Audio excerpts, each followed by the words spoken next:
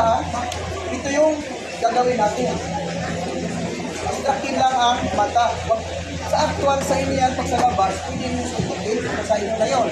Kaya ginagawa ko to para hindi lang dito sa pag-arresting sa paghandin ng pagsubsob hanggang sa labas magagamit.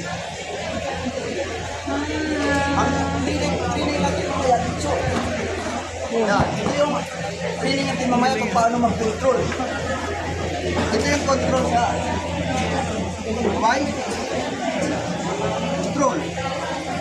Kahit naman sa actual tuluran yung dito ha, pero sa training, huwag natin lukuran kasi hindi naman yan, delikado yan. Sa training natin, nasubsob natin, gandahan lang. Tamang clap yan? Pag sa actual kasi ikot yun. Kasi pag malaki ang isang attacker, pwede mo distrakan. Sa inyo na yan, dito yan, pwede mo tuturin. Wala na umawin. Basta mo yung pasaha. Saka yung suso. Kawawa ng sawa. Sas. Para makontrol. Why? Ilang yan, baliktad ng pagpusas. Ito ang pag-control mo. Hindi na patayo. Yan. Kasi pag umawak ka rito na ganyan lang yan, pwede tayo sipain. Ayan lang. Yan, pwede yan. Kaya yung training sa ganitong paraan, wala sa laki yan. Nasa timing yan kung paano pag-aralan ang lakas niya. Kaya pag-aralan natin, magmula sa suntok, panuntukan, hanggang sa saksak. Ito ginawa ko sa suntok. Ginawa ko niya sa suntok. Lakas yan, ha? Lakas na yan. Suntok.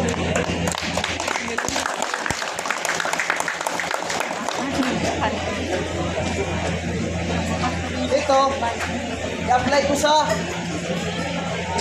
saksak.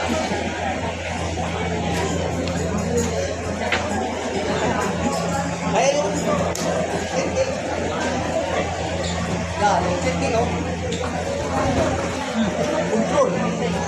Ang pagtanggal ng kutsilyon dito. Usas.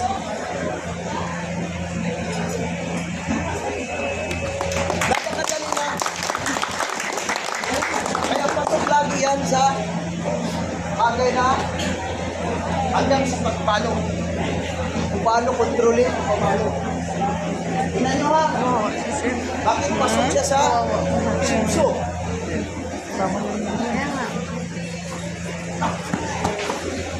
Control. Bilis mo buhay.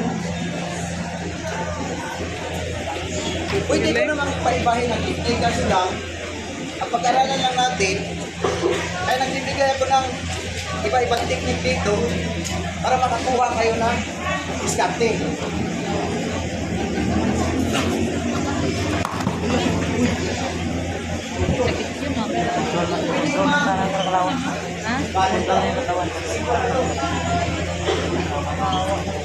Andal!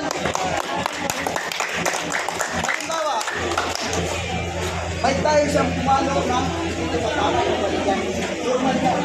Ano pala binidyo ko sa cellphone?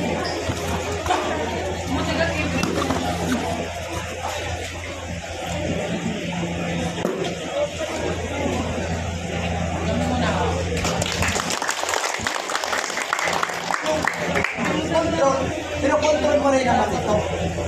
Kahit gamitin mo sa suntok, hindi gamitin ito.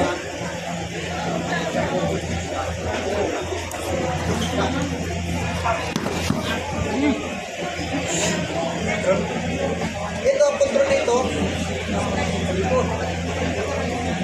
Yung control. Sakit kasi pag-ibig ka rin isa. Kaya,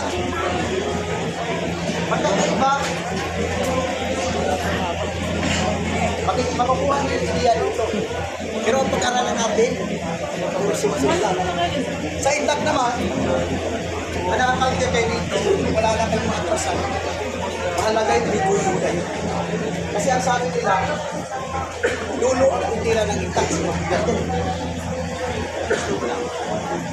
Iilang ka ng ganyan. Pag wala kang alam, mamalik ka na lang. Pasok, take pass.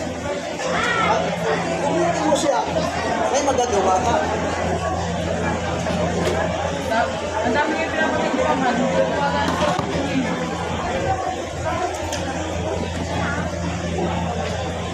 Pero kung gawin na iba, kasi dito naman, control naman yung tao eh.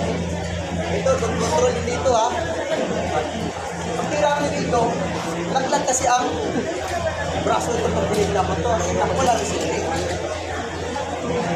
Ito, wala.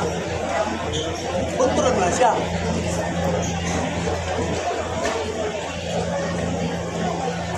Dito, pwede mo naman ibalik yan. Pag tira mo dito, pag ganun,